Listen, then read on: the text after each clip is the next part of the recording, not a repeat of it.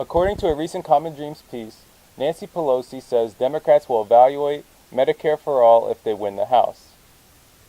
The author of the piece writes, despite mounting evidence that support for Medicare for all is quote-unquote spreading like wildfire and has become a winning issue for Democratic candidates, House Democratic leader Nancy Pelosi is drawing ire from progressives following a press conference on Thursday where she told reporters that she is open only to quote-unquote evaluating the idea if the party wins control of Congress in the midterms. If you didn't know, Medicare for All is a program that, if implemented, would guarantee health care to all Americans as a right, which would save the many lives we lose per year due to lack of coverage. Now, many of our politicians act like universal health care is unrealistic, pie in the sky, and could never happen. And yet many countries around the world have been able to complete this feat. The author of the piece goes on to write that, contrary to Pelosi's suggestion that Medicare for all would be prohibitively expensive, Sanders estimates that his plan would cost Americans $6 trillion less than the current for-profit insurance system over the next decade. Sanders being Bernie Sanders. Now, this is the part about Medicare for all that people may not be aware about.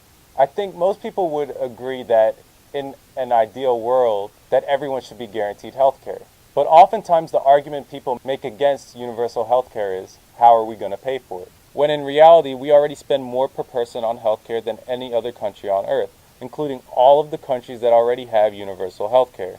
If those countries are able to provide health care to all of their people as a right, spending less, we should be able to as well. But the problem is our current system is set up for the benefit of the health insurance and drug companies, and not the American people. According to the Center for Responsive Politics, Pelosi has taken more than $200,000 in donations from the health sector in the 2017-2018 election cycle, the same sector that is benefiting immensely in this current for-profit healthcare system.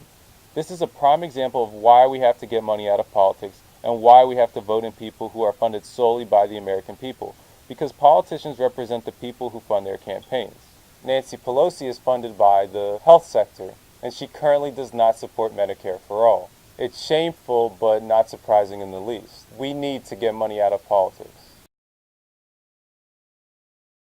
Hey guys, if you want to help out this show, you can follow our various social media links. Also, we have a Facebook group that you can join as well. And if you want to follow me on social media, you could do that as well. Alright guys.